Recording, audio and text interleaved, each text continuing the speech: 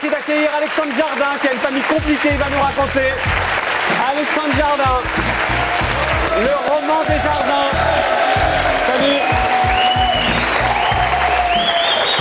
Le roman de la rentrée, pour l'avoir lu pendant les vacances, c'est absolument raconté de façon géniale et on se dit qu'il a été élevé chez les fous, quoi.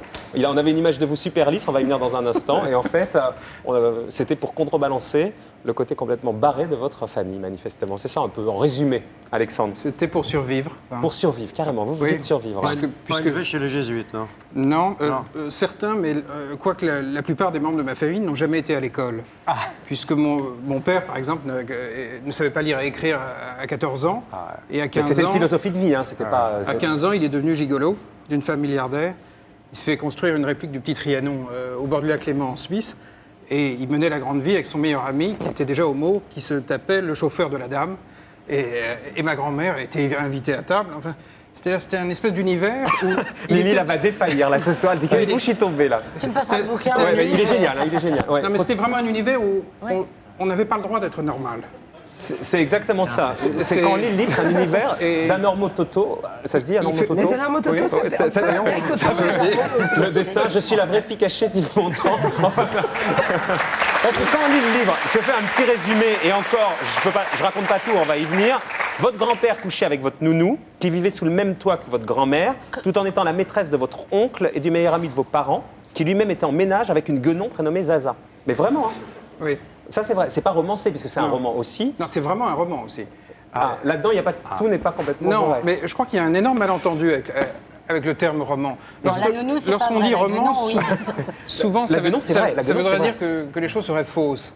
Pour moi, le roman, c'est vraiment un outil qui permet d'exprimer, non pas la vérité d'une famille qui n'existe pas de toute façon, mais ma vérité dans cette famille-là.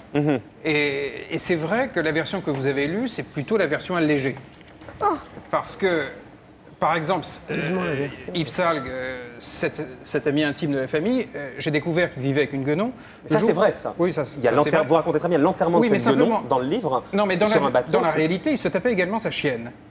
Mais attendez, j'ai pensé que si je laissais ça dans le roman, ça allait diminuer la passion pour la guenon. Donc, c'est vrai. J'avais bien vu vous êtes un auteur de talent, vous auriez pu décrire la passion pour la chienne aussi. Non, mais à partir du moment où vous entrez... C'est pas de la provoque gratuite, c'est sérieux. À partir du moment où vous entrez dans une logique de roman... Les codes familiaux sont hallucinants, quoi. J'étais obligé de retirer une partie, mais de la même façon, si j'avais dit que mon père faisait 1m72 et pesait 78 kilos, je n'aurais rien dit. La logique du roman, c'était de dire que cet homme circulait en laissant des chèques en blanc au bord de la route dans les cabines téléphoniques, dans l'espérance d'être ruiné. Parce qu'il craignait à chaque instant de vivre sans qu'il y ait du romanesque dans la journée. Donc il laissait des chèques et il me disait, tu vois mon chéri, si quelqu'un le trouve, on est ruiné. Vous avez été super bien éduqué, et brusquement, on basculait dans du romanesque. Alors, dans le romanesque... évidemment, il ne passait pas ses journées à ça. Mais il le faisait aussi. Oui, aussi. Votre grand-mère confectionnait elle-même les préservatifs de la famille avec des boyaux de porc. Elle dormait des fenêtres ouvertes en espérant qu'un cambrioleur lubrique aurait la bonne idée de lui rendre visite et conseillait d'ailleurs à ses petites filles d'en faire autant. Pour elle, il ne s'agissait pas de passer à côté d'un orgasme. Oui, et c'était ça, mais ça n'a jamais marché. Comment ça? Elle s'est jamais fait violer, vous voulez dire? Tout au long du XXe siècle, avec la fenêtre ouverte. C'est une femme qui a eu la grippe toute sa vie. Elle a la grippe toute sa vie et elle est morte vierge. Et en même temps, votre grand-mère exigeait de ses petits-enfants, donc de vous, qu'à chaque fois que vous aviez une relation sexuelle dans la grande maison familiale, vous tapiez sur le radiateur avec des chaussures pour faire bénéficier de votre jouissance à toute la famille. Oui, parce qu'elle s'endormait avec la main posée sur un radiateur. Et elle espérait que les vibrations du radiateur sur lequel je tapais arriveraient jusqu'à sa main. Donc évidemment, tous les petits-enfants montaient et on tapait comme des brutes sur les radiateurs. Parce que... Elle s'est fait refiler le verre solitaire de la nounou de la famille en disant qu'il fallait qu'elle en bénéficie aussi. Oui. Mais donc il est peut-être plus solitaire du coup. C'est que la part du roman là-dessus. La part du roman, c'est que il y en avait au moins deux. C'est que ce ver solitaire avait commencé sa carrière dans le ventre de la maîtresse de son mari. Et quand elle a vu que la maîtresse de son mari maigrissait, elle s'est dit qu'elle pouvait manger double ration si elle se faisait implanter le ver solitaire de la maîtresse de son mari. Bien sûr. Et donc, mais cela dit, en toute honnêteté... Là, raconter comme ça fait un peu gore, mais raconter dans le livre, quand on comprend l'univers de cette famille particulière, c'est absolument passionnant. Et on va venir Mais je ne peux pas Alexandre s'est attester que construit. c'était le même qui est passé de Non, la mais bien sûr, maîtresse vous n'avez pas vérifié, à l'épouse bien sûr. légitime.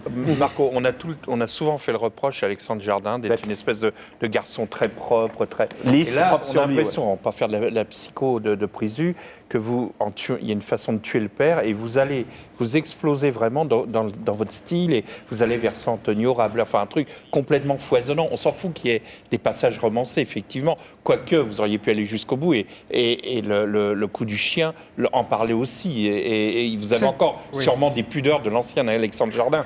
Mais en tout cas, c'est un bouquin, on a l'impression qu'un véritable auteur est né. Enfin, moi, c'est l'impression que j'ai eue. Accueilli par la critique de Ah ouais, façon c'est dithyrambique, extraordinaire. et on comprend pourquoi.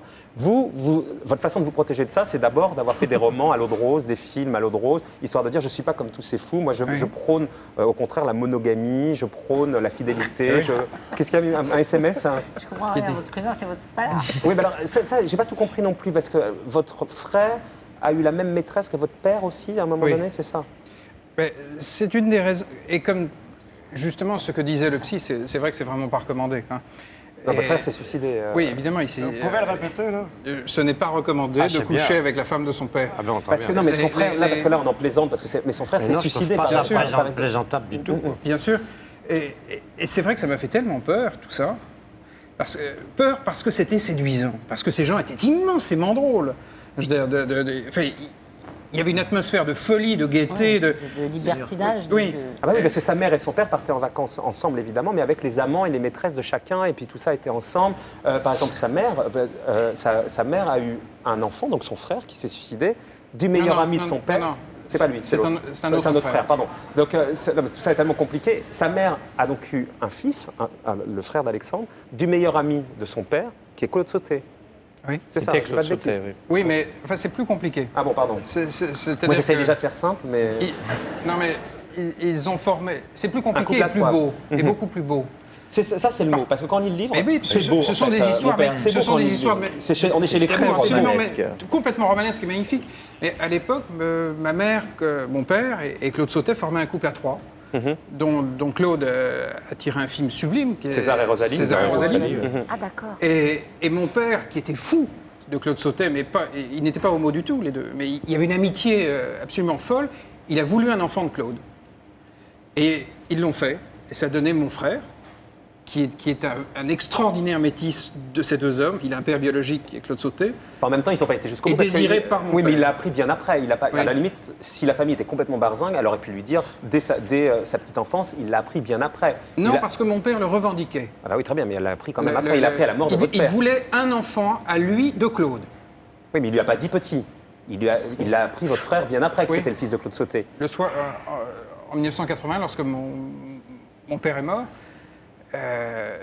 donc forcément, quand vous sortez de tout ça, vous écrivez Fanfan, vous écrivez L'île des Gauchers, Le Zèbre, Un truc très lisse, Oui, histoire- voilà. parce que vous dites derrière, pendant Voilà. plus de 15 ans, je me suis déçu, ivre de fidélité et volontiers d'honneur de leçons, il m'arrivait d'errer, mordu d'initiative romantique, je pantouflais bourgeoisement. Comment ai-je pu tricher autant? Ce que vous êtes en train de dire, c'est votre premier vrai roman, le reste, c'était histoire de vous équilibrer. Moi, il y a un truc, je comprends tout à fait votre univers, j'adore même, il y a un truc où j'ai beaucoup plus de mal. Donc, vous êtes en train de dire que vous êtes le vrai Alexandre Jardin, celui qui assumait qui vous êtes. Oui. Et pour ça, vous racontez que la mère de vos 3 enfants, votre précédente femme, c'était une erreur. Quoi. Je me dis, ça doit être terrible pour elle. Non, quoi. non, non. Limite, vous Non, dites, je ma ne vraie parle vie, pas elle est maintenant avec la mère de votre futur enfant, parce que je crois qu'elle est enceinte. Mais je me suis dit, là, cette espèce de renaissance, ça doit lui faire tellement de mal à votre ancienne femme, celle pour laquelle vous preniez la fidélité. Non, je n'en parle pas. Je parle joliment parce que ce ne sont que de beaux personnages. Mais je trouve qu'à un moment donné, il vaut mieux se construire avec de la vérité. Elle comme moi. Je veux dire, c'est-à-dire que plutôt qu'à travers une image idyllique rêvée. À un moment donné, en cours de vie, il faut qu'elle Oui, aussi. quand vous écrivez que tout le l'unique monde- femme qui soit parvenue à me faire raffoler du réel, la seule qui me donna le goût d'être autre chose qu'un jardin, moi peut-être, c'est donc. Est-ce que la guenon s'est tapé le chien? C'était le SMS 61003. Mais c'est dur pour elle, votre ancienne femme, non? Elle le vit bien. Écoutez, je ne suis pas à l'abri. Peut-être qu'un jour, elle fera comme dans Manhattan. Vous savez, lorsque l'ex-épouse sort un livre de répliques, ce qui est assez drôle dans le L'ex-épouse film. devenue lesbienne dans Manhattan. Oui, oui, mais là, en l'occurrence, non. Vous avez toujours des contacts avec elle? Oui. Oui, oui, tout à fait. Et la petite famille, là, ça se passe aujourd'hui, tout le monde est sorti d'affaires au milieu de ces schémas extrêmement compliqués. J'ai un accord avec mes fils qui est de ne jamais parler d'eux en public. Et j'essaye de m'y tenir. J'ai vraiment passé. Eh bien, ça y est, vous venez de cet accord. parler d'eux, là. Oui, mais de façon minimale. Et vous allez être papa dans quelques jours ou même quelques heures. Oui. Un nouveau papa qui maintenant est bien cadré dans sa nouvelle vie. Vous allez l'élever Non, différemment. qui n'est pas bien cadré. Ah bon, pardon. Non. Qui est complètement fêlé. Non, simplement, aujourd'hui, j'accepte, je crois que ça se voit d'ailleurs dans le changement d'écriture même. C'est un livre qui n'est pas écrit dans la même langue que les autres. J'accepte cet héritage-là. J'accepte la beauté de cette liberté invraisemblable. Lorsque j'ai donné ce livre à ma mère... Ah oui. Qui est psy elle-même. Hein. Oui, parce qu'elle, après avoir été héroïne de Roy Michel.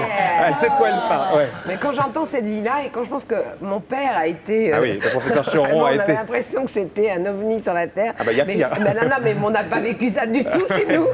Je vous la fous, Michel, vous on allez était voir. chez les curés, excusez-moi, mon père. J'ai l'impression Non, d'avoir mais vécu j'ai chez jamais Jésus. entendu des confessions aussi hard. Non, mais c'est quoi. incroyable, c'est incroyable. Non.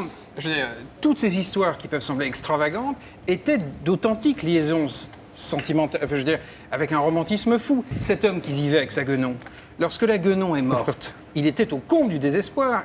Il a couru dans tout Paris C'est bien raconté dans le livre. ça. pour trouver un médecin qui accepterait de signer le L'acte certificat de de décès pour mettre sa Guenon au Père-Lachaise. On n'a trouvé aucun médecin. Il l'a jeté au-dessus d'un bateau. C'est dans le livre, Oui. Le roman des jardins. Et ça se lit, ça se vend déjà très bien. On comprend pourquoi. Merci Alexandre. Merci beaucoup. Alexandre Jardin.